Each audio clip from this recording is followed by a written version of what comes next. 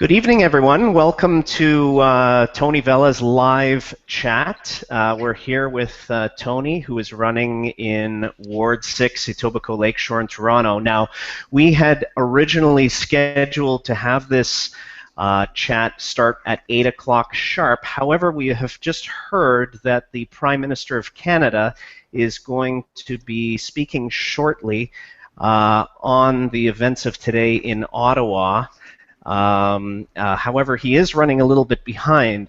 As soon as he comes on, we are going to switch over and listen to what he has to say, because that's rather important that we do that. In the meantime, while we're waiting, I'd like to introduce Tony Vella to you. Tony, how are you? I'm well. Thank you for joining us this evening. Sorry, go ahead, Aaron. Sorry. Sure, go ahead. I was just going to ask you, if, what your day's been like following along with the events in Ottawa, and what your impressions are. So actually, sorry, let me just turn this off over here. So, just one second here, Aaron. Sorry, just there's a disruption here in the back. Sorry, could you just repeat the question one more time? Yeah, I just wanted to know if you've been following along with the events today in Ottawa, and what your thoughts are. It's just a very unfortunate incident. It's absolutely tragic, and my condolences go to the family and friends of the victim. And it's just, again, it's a tragic incident, and the police are investigating there, and it's really unfortunate when someone's life is taken tragically like that. Mm-hmm. Mm-hmm. Well, we're just, like I said, we're just waiting for the Prime Minister to speak. So in the meantime, we can carry on with business as usual, and then, like I said, we're going to cut away as soon as we hear that the Prime Minister has started talking. So we'll start with sort of introduce Tony to you. Tony Vella has been a resident of Ward 6 since 2002. He lives at in the Humber Bay Shores community, and he has a real passion for helping people in his community. He served on the board of Victims Services Toronto, the Gatehouse. These are organizations helping victims of abuse. We'll start with a few questions in a moment, but first, Tony, let me ask you, why did you decide to run for City Council? I mean, you've taken a 2-month leave of absence as a Toronto police officer, and so you've put all that aside to run for council. So what's motivating you to do this? Well, I've always helped people on a one-to-one basis with my occupation, and I've done it for 20 years, and I was looking at other things. How could I help people on a larger scale in city politics? One day I woke up and I just had this fascination with city politics, and I started speaking with people and learning how it works, and it's an opportunity for me to help people on a larger scale, making those decisions at City Council that will help the families that that take transit, rather than waiting 20 minutes at a bus stop in the middle of winter. Reducing the times to 10 minutes, providing that satisfaction, the better services. That's what's enjoyable. So I started doing volunteer work within my community. I was also on my condo board as well, and it's great joy when you make those positive changes and people's lives are changed.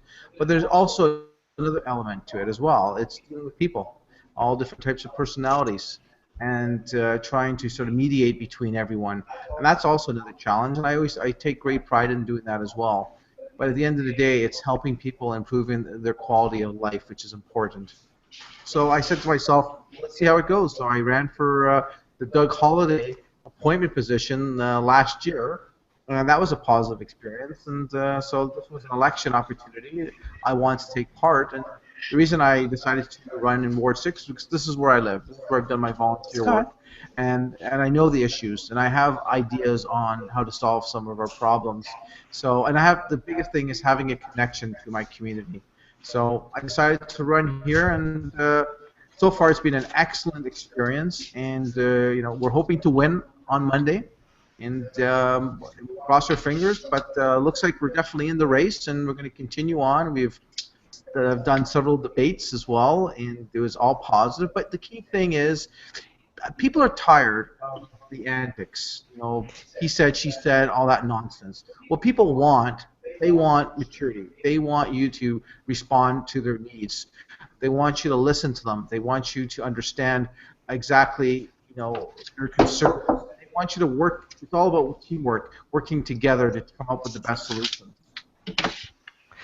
Yeah, a lot of residents in Ward 6 have noticed that there has been a bit of a disconnect from the residents of Ward 6 and City Hall. And you know, it was funny when you were saying that you just woke up one day and decided that you were interested in city politics. Well, city politics has been extremely interesting the past little while, but I don't know. I'm not really much into politics myself, but politics are supposed to be, you know, boring.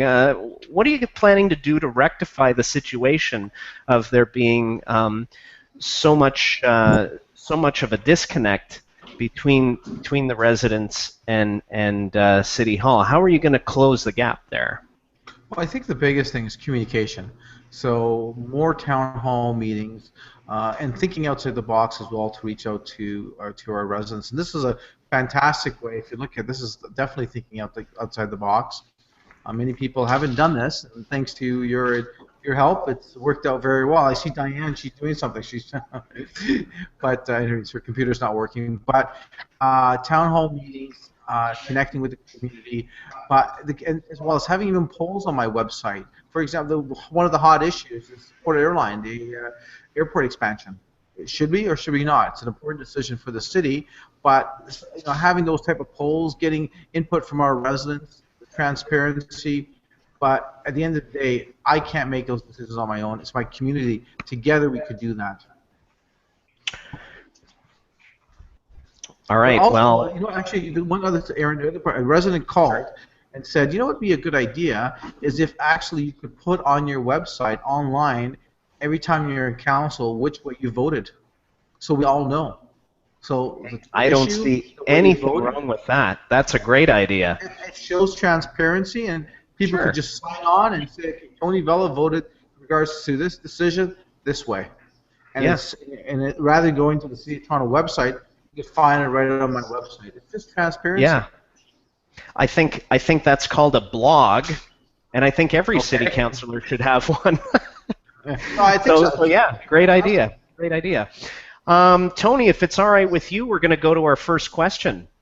Sure. Okay, so in the Hangout here, live, we have Manuela Astudillo from CHHA 1610 AM, and she has a question about youth working in the community. Hi, Tony. Hi, Aaron. I'm good.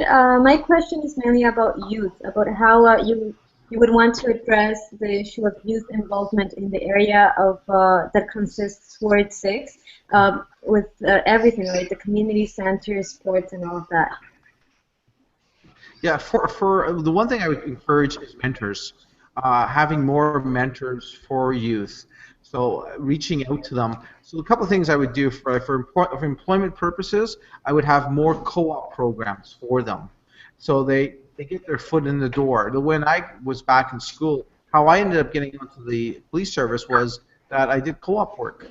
So introducing more co-op programs as well as intern programs. And the other thing too is even summer jobs within the city, trying to get them into employment purposes. And also getting them into the arts. There's Lakeshore Arts on Lakeshore Boulevard West.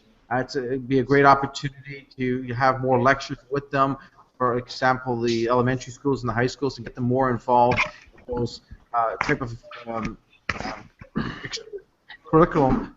Lakeshore Arts, getting involved in the arts, even sporting events as well, and ensuring that the community centers are open.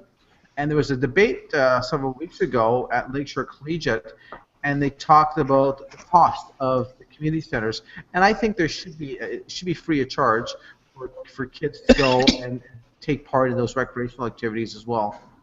And the other thing when it comes to employment for kids, I was reading a National Post article, 10% is the unemployment rate, and that's too high.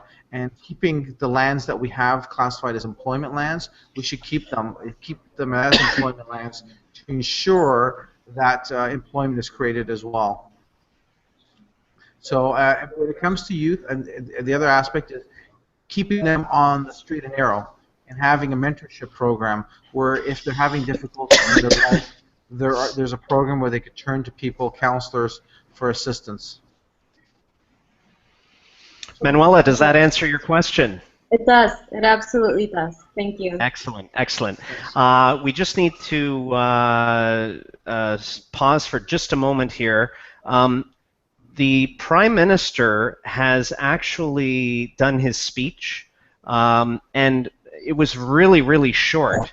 No sooner did he start, it was already wrapping up, so we didn't even have a chance to stop to listen to it. So here's what we're going to do. If you go to our Twitter feed, which is @VoteVella, we are going to post a live or a recording of the Prime Minister's speech as soon as it becomes available. And we'll get someone to find a link for that so that people can go and listen to that. And then we are going to go and we're going to listen to that as soon as this live chat is done. So moving right along to the next question.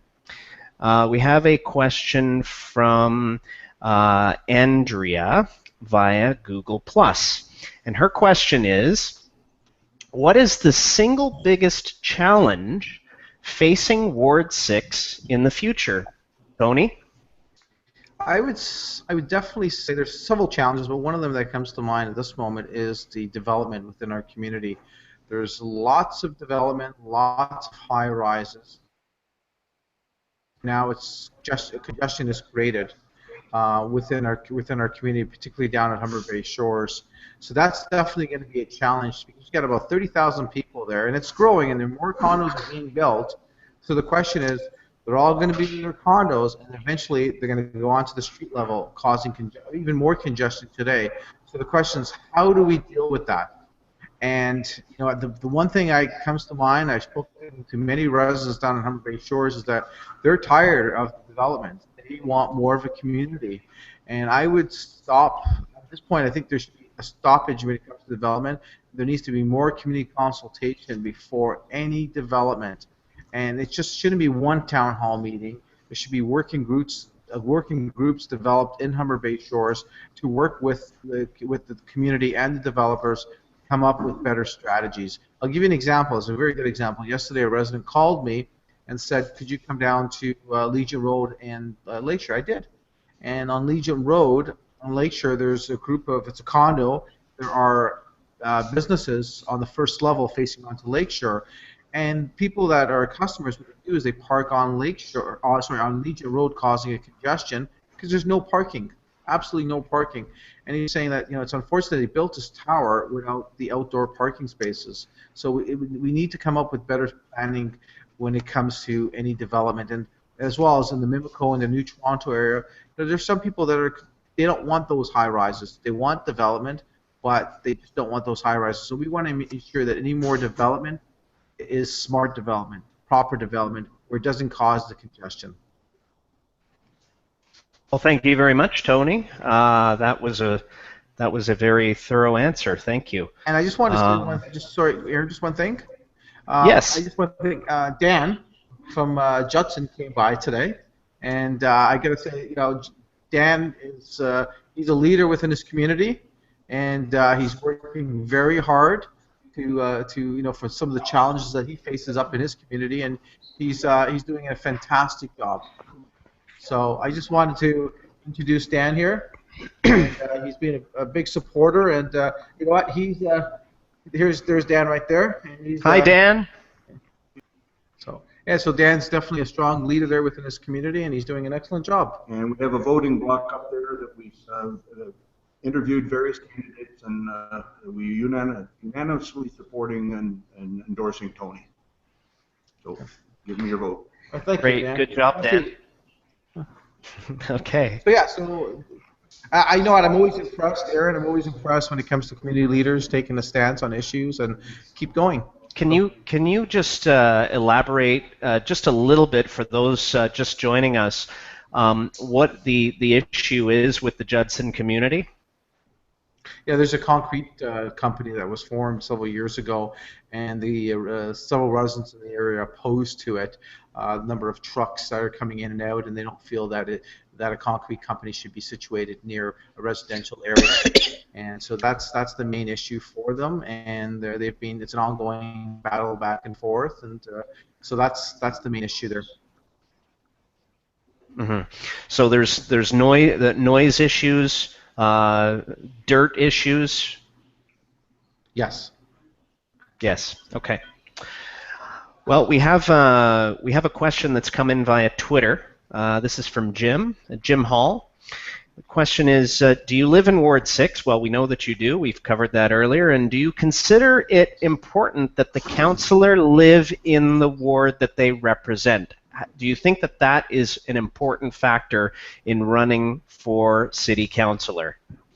Oh, absolutely. Like the reason I decided to run in Ward 6, this is where I live. It's important to have that connection with the community.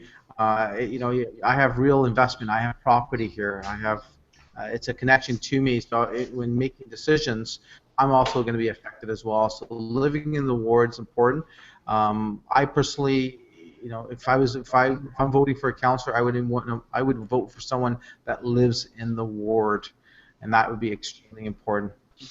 And, you would vote for somebody who lives in the ward.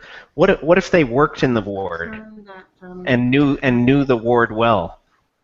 No, I would prefer someone, personally, my opinion, I would prefer someone who lives in the ward rather than someone who worked in the ward, just because they have a stronger connection to the ward and they have also property in the ward. Okay, So that makes perfect sense. Tony, who's joining you there? Mr. Vella, it's my understanding that you live in our ward, because I'm concerned about people that are like Mr. Ford. I believe it's my understanding that he does not live in Ward 6. Is that correct? From my understanding, he does not live in Ward 6. That's what he studied. I believe in some of the town hall meetings, questions were posed about who lives in the ward, and he indicated he did not live in the ward, and there was another chap also, just can't remember his name, and he said he didn't live in the ward as well. I guess my other concern is if you're elected, are you going to ensure that you're at, you know, as many of the council meetings as you're required to be? It's also my understanding that Mr. Grimes has missed approximately I can't remember the exact number now, I'm sorry, 24% of the votes that were there, and of those 24%, 70% of them were a Rob Ford alliance. So I'm hoping that, you know, when you're elected, that you're going to be able to stand on your own. And no, the one thing I've learned is a couple of things is, when it comes to voting, you have to vote the way your residents want you to vote. So you want to listen to what your residents have to say. And not everyone's going to agree on issues, but you have to look at what the majority of people want. And at that point, whatever they want, you have to take to City Hall. This is not about me or what I want, it's about what my residents want. And when it comes to the attendance, of course, I'll attend every meeting as possible. I want to be there. I want to be engaged. Of course, I'll attend all meetings when it comes to council meetings. Okay. Well, thank you once again. Now, we talked a little bit about high-rise development. Did we cover everything? Because there was another question about high-rise development, and all it really entails is why are you opposed to it? Now, are you? I understand that a lot of residents in Ward 6 are opposed to high-rise development, but you talk a lot about making sure that the infrastructure is in place before development. Now, high-rises aren't such a bad thing, but they have to be put in the right spot. why isn't Ward 6 a good place for this type of development? Well, just when it comes to our development right now, it's just too much of it, and some of the buildings are just too tall, and the capacity for these condos is just to the point where now there people are onto the street, and it's just complete congestion. We have a beautiful waterfront, and we have to take advantage of it. Of course, if there's areas we can develop, let's do so, but it has to be smart development. We have to have those outdoor parking spaces to keep those businesses alive. And one business owner suggested, why don't we have a 15-minute allowance for their customers, where customers could go in for 15 minutes and not have to pay at the meter and leave. I think it's a fantastic idea. It promotes those small businesses. If you go along the Lakeshore Strip, there are businesses that are closing down. There's various vacant lots. When it comes to development, it has to be smart development. We want to make sure that the infrastructure can sustain the actual number of people using the roadways as well. Because otherwise, it's going to be like in the mornings, Lakeshore Boulevard coming off Palace Pier or Marina Parade Drive, and it takes a while just to make that right or left-hand turn because you have the ongoing traffic. And when I moved down to where I live down in the Bay Shores, the one thing that I liked about it's Toronto, but it's not downtown, not downtown Toronto with the number of people. But today it's becoming sort of a mini downtown Toronto, and that's really unfortunate. Well, certainly as far as congestion goes, it is. So yeah, I mean, sorry, go ahead. So the other thing too is the Mystic Point community. A resident asked me, actually I asked a resident if I could meet with them down at Mystic Point, and so we did, and there was a town hall meeting in regards to 251 Manitoba, the development there, and they're proposing a 48-story condominium. It's just, Aaron, you live in the area as well. It's just it's huge. It's, you look at they have like 8 stories. They had, I think the highest is 18 or 20 stories. Now they want to, and there's already congestion. The roads on Manitoba there, parking on either side. During the peak hours, it's difficult to go east and west. Now they want to build a 48-story tower, and many of the residents are opposed to that. And what we should be doing, again, more community consultation, having a steering committee, and making it more reasonable. But as well, one thing I like to propose in the area is even a bus route that will take people from Manitoba and Legion Road to the Old Mill subway station to make it easier for them. The idea as the city councilor is to improve the quality of people's lives. That just about sums it up. That's I like the sound of that. So yeah. Well, I have another question here, and it talks a lot about the same thing. It seems that Ward 6 has a lot of issues with gridlock. So aside from not allowing to have development of these high-rise condos, what are you going to do to solve the current gridlock problem in Ward 6? It's one thing that is a possibility. I noticed during the peak times at Park Lawn and Lakeshore, one thing is I noticed a lot of people from west of the city are, rather than continuing on the Gardner Expressway, they get off at Lakeshore, maybe blocking off the exit routes from the QEW and Park Lawn during peak times, so it's only for residents use only, rather than having people from the outside coming in and causing the additional congestion. And as well as even maybe using the Christie flats for that development, maybe using that as widening the roadways when the development occurs and taking some of the traffic from there into that area just to lighten up the traffic as well. I think what would definitely help is a GO platform for the Humber Bay Shores residents in the area, so residents can use the GO station to travel to downtown Toronto. Because I tell you, Aaron, some days trying to get to downtown Toronto at 4 or 5 o'clock in the afternoon, it takes a long time. If there's a game that's about to start and you got the additional traffic, you're looking at a couple of hours just to get to downtown Toronto. So having that GO platform would definitely be of help as well. And this is something that is really unfortunate.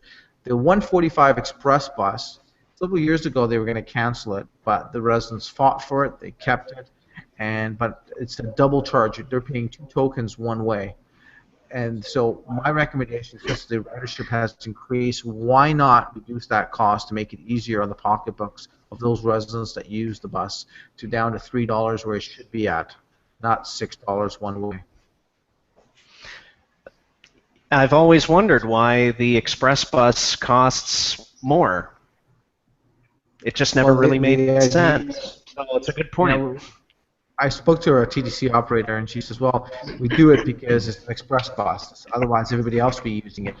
But you know what? Even if we could reduce it down from $6 to something cheaper, like I would suggest $3, it'd be much easier for people, and more people would use it as well. And the more people that use it, the better it is. Getting cars off the road onto the transit. And if you want people to use transit, you got to make it convenient for them. Absolutely, or else they'll be just as happy hopping in their car and driving instead.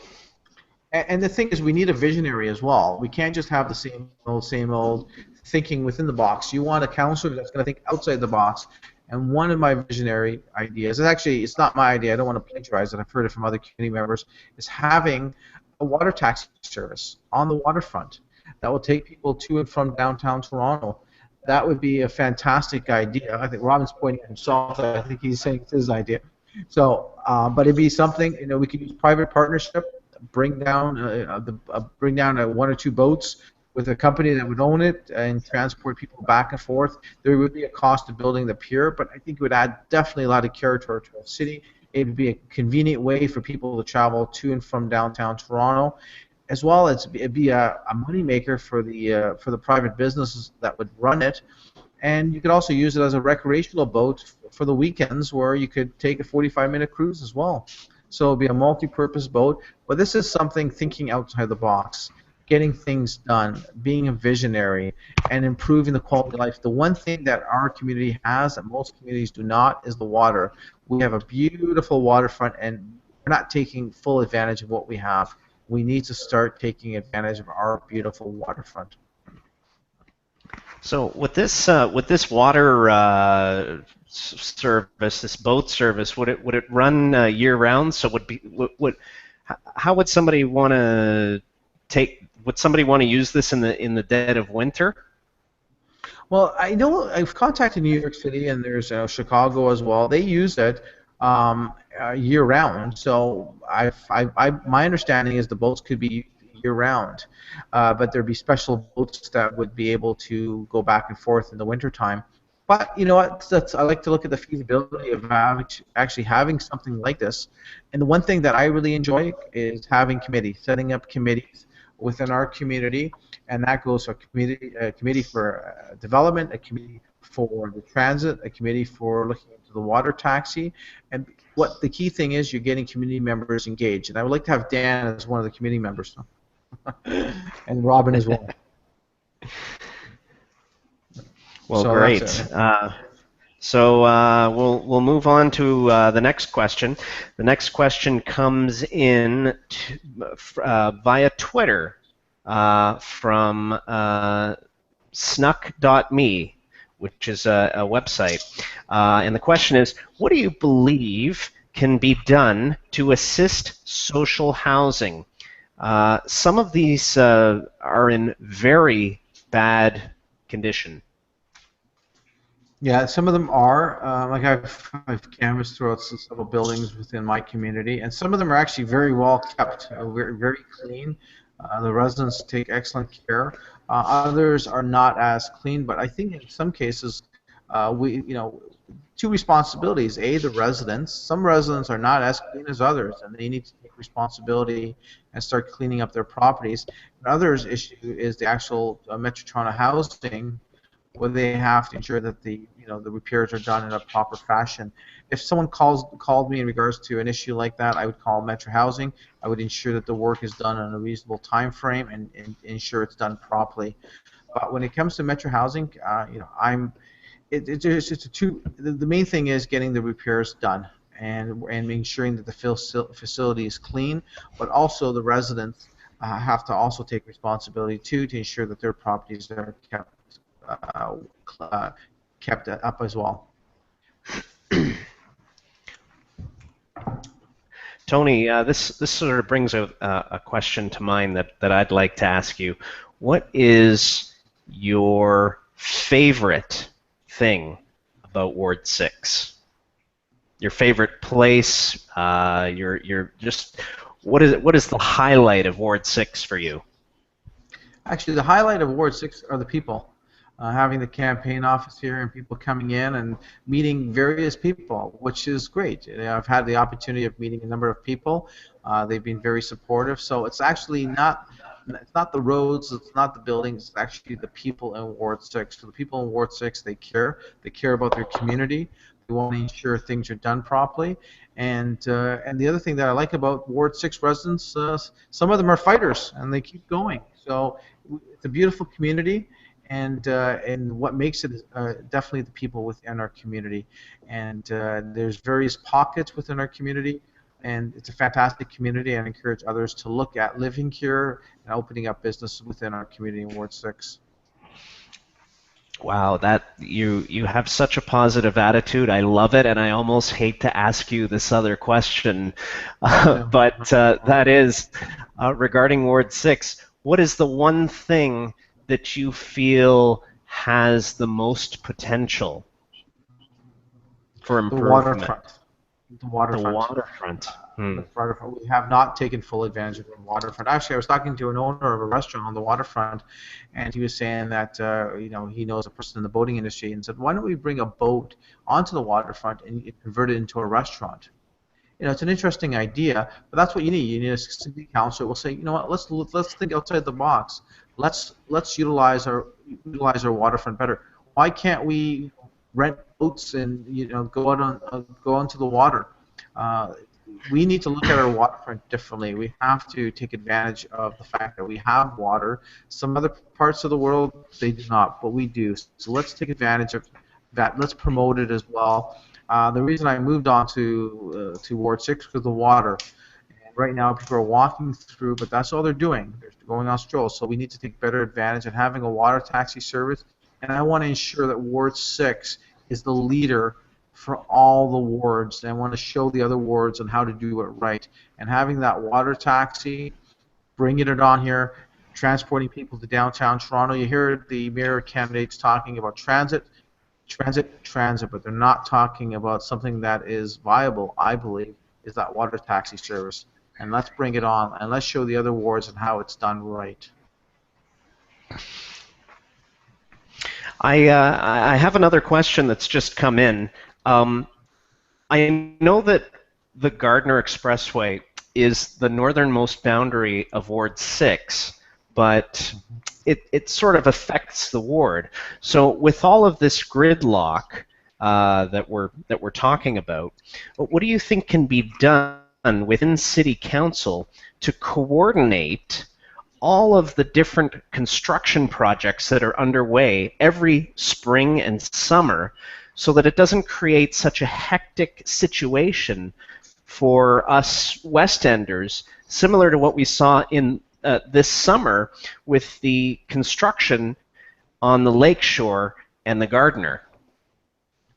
Actually, I was talking to a friend about that, and I think Olivia Chow raised a good point about scheduling those construction times and having them more at nighttime to alleviate the traffic. Sometimes the construction you see during the day, which is causing the gridlock, and switching their times and having a coordinator involved, ensuring that all construction jobs are done at night. I believe in Europe they do that quite a bit, and I think that would be important to alleviate some of the traffic congestion here in the city. So construction projects are done at night when there's less traffic, less people on the roadways.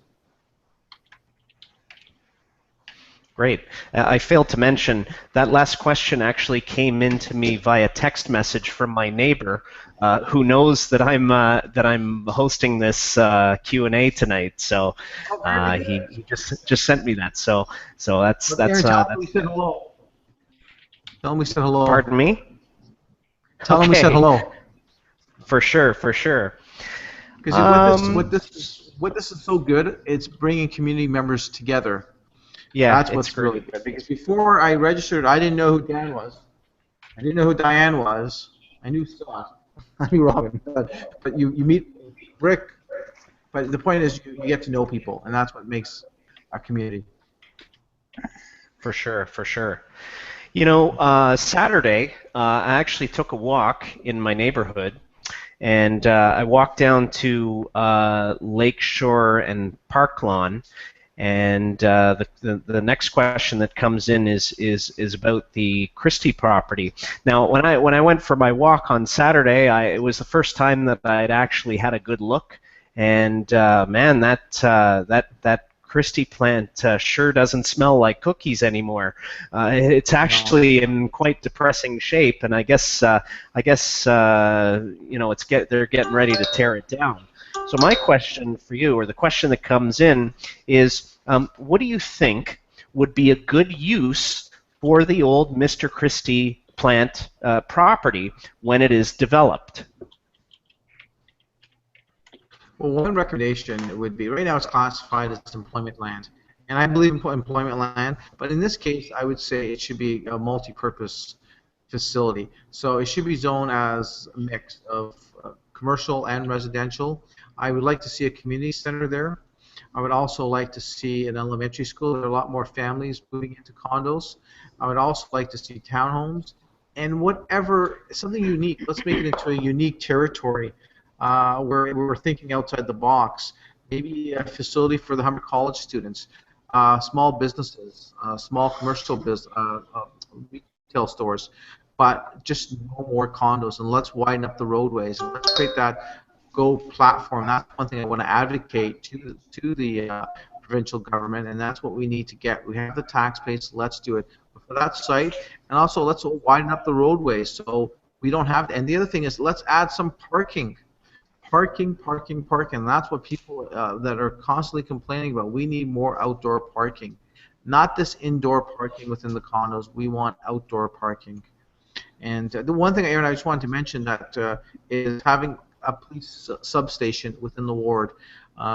Throughout the ward, I think it's important to talk about from Long Branch to Brown's Line to the Lakeshore. Residents are urging. We met with the Business Improvement Association last night to try to find out what their concerns is, and it was an outreach thing for us. Biggest thing is they want the police presence, and having that police substation where the officers are meeting, greeting, talking to people, identifying the people that are causing the problems and rectifying it. That's what we need. We need sustainability. We don't need officers coming in one day and then leaving. We want them there on a regular basis, knowing the community and dealing with their issues. That will definitely improve the area. So having a police presence is vital.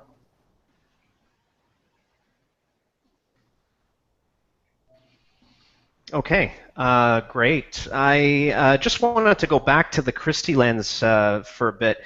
You were cutting out a little bit. Did you happen to mention when you were explaining about what your vision was for the development of the old Christie factory? Did you happen to say anything or mention anything about perhaps putting the streetcar loop there, or relocating Humber Loop? Because I've heard that that's an idea that's sort of out there right now. How do you feel about that? I disagree with that. I think we should just keep with the loop where it is. I don't think we need to spend any more tax dollars on this. People have worked hard for their money, and we got to make sure that we spend their money wisely. And I think by doing this is just going to be a waste of taxpayer dollars. So I think keep the loop where it is be vital. I think we need a platform near there for the Go train. Okay, so in lieu of moving the Humber Loop to that land, instead you feel that there needs to be an additional Go platform in the area? Absolutely. And this is, when I say this is what I think, at the end of the day, it doesn't matter what I think, it's what the residents want. So that would be my view on a personal note, but I would have to listen to what my constituents want and find out what they want and then impose their ideas at City Hall. Again, this is not about what I want, it's about what they want. Mm-hmm, mm-hmm. If you're elected, I think it might take the ward, the residents of the ward, some getting used to knowing that someone is listening to them, and they're going to have to come to you with their ideas, because that's what it's all about. So how are you going to encourage? How are you going to encourage people to come and talk to you to make sure that their voices are heard? Like, how will you facilitate the open dialogue? The one thing we don't have here in Ward 6 is a constituent's office. What I would suggest is having a mobile one. What I mean by a mobile one is an office. If I take it off, Snoopy shows up. So it could be a community center. It could be a library where I schedule monthly meetings. People could register a date, time. We could use a library in the basement, and constituents could come to that location. There will not be any overhead with regards to cost.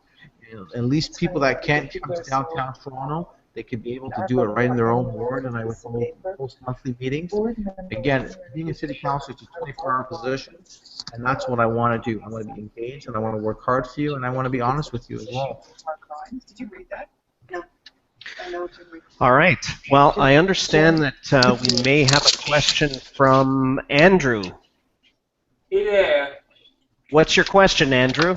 My question is related to mental health, and we're seeing a lot more coming out now.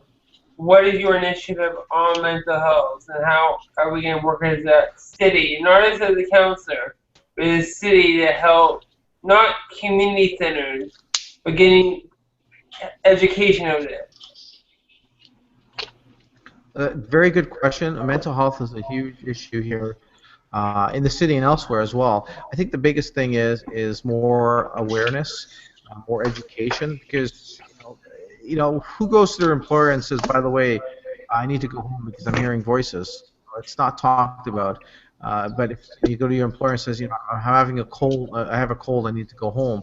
But it has to be more open. There's nothing wrong Not with anymore. I don't know. I can't think of one. Are there any more questions here? So the key thing is more awareness, more educational programs, and as well as more training for people dealing with people with mental health issues as well. That's very important, and also having more facilities for them,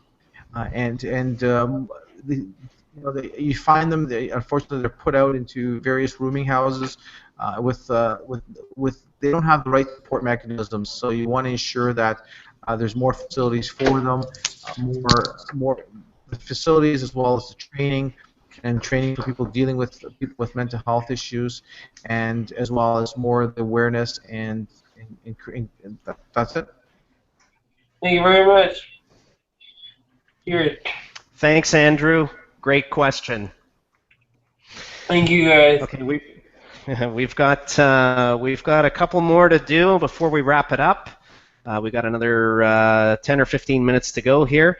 Now let's talk about tenants. Here's a question about rental buildings. Some tenants in rental buildings are complaining that their landlords do not maintain their properties well.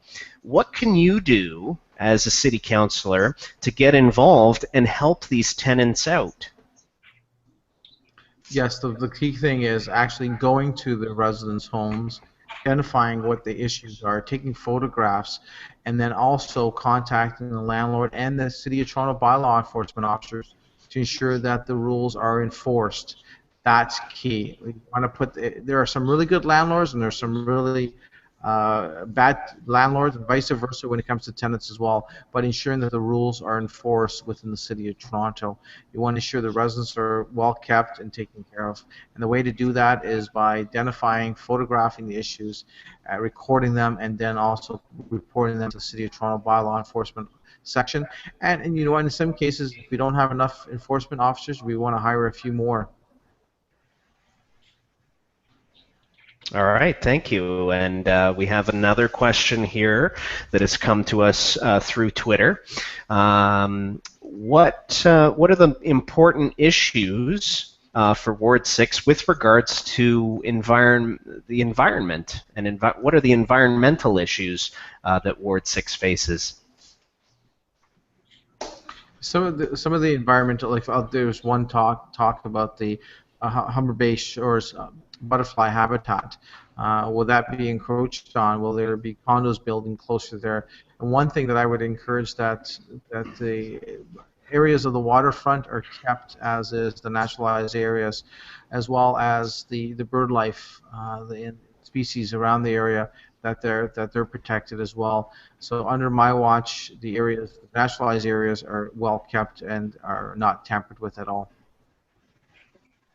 And as well, there's another issue I want to just mention. There was a town hall meeting recently in regards to the air pollution, and what I found was that the highest levels are within the Browns line and Garner Expressway area because of the traffic meets there and the trucks as well. So dealing with the pollution is going to be another issue as well.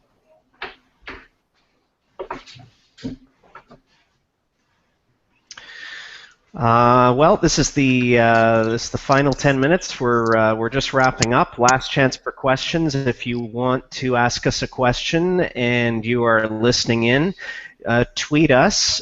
We are monitoring the hashtag AskVella as it appears underneath my name on the screen. And while we're waiting for any other questions, I just wanted to ask you, how are you liking campaigning, and what have been some of the highlights for you on this campaign trail of yours? Well, so far it's been a very positive experience. I've met a lot of really good people, and at the end of the day, change is required here, and we're going to make that positive change for our community members. And on October 27th, we're hoping to win, and hoping to go to downtown Toronto. And like you said, I keep emphasizing that Ward 6 needs a change, and it's going to happen this time around. Tony, I've heard that that as you were campaigning, you were sort of simultaneously almost making house calls at the same time. You were campaigning at people's houses, and they're asking you, what are you going to do? I need a problem fixed right now. And they seem to be very enthused about your way of handling things. Any good stories there? Actually, you know where I picked this up from? Actually, I picked it up from Rob Ford.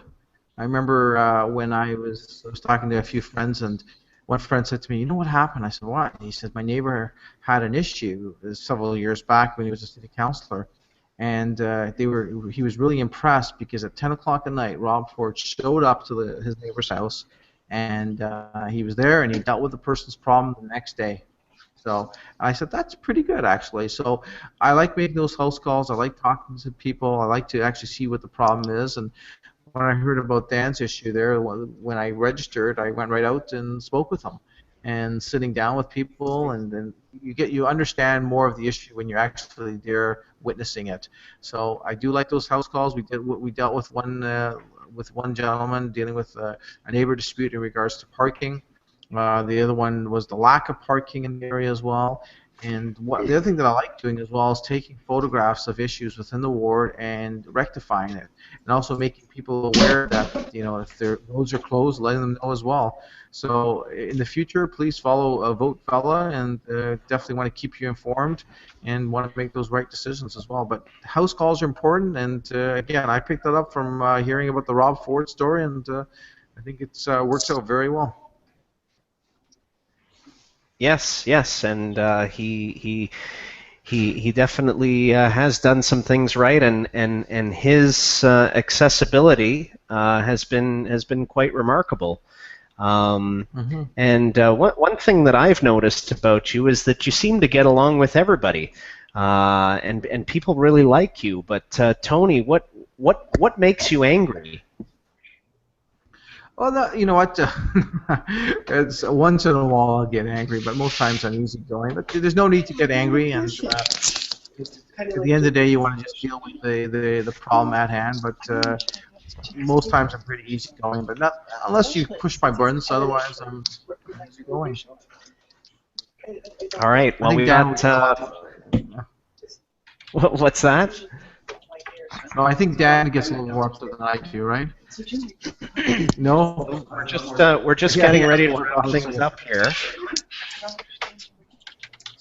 We're just getting ready to wrap things up here, and to close it out, what's the biggest lesson that you've learned in this whole process so far? Always, when it comes to the biggest glory is when people say, "I'm going to support you. I voted for you." That's huge. You know, people believe in you. You can never lose their support. Never lose their trust. Always work hard for them, and you'll be fine. But just never lose their trust. They've voted for you. They've trusted you with their properties, with their families as well, with their community. And you want to make sure you do the best job with them. Just never lose their trust. Okay. There are people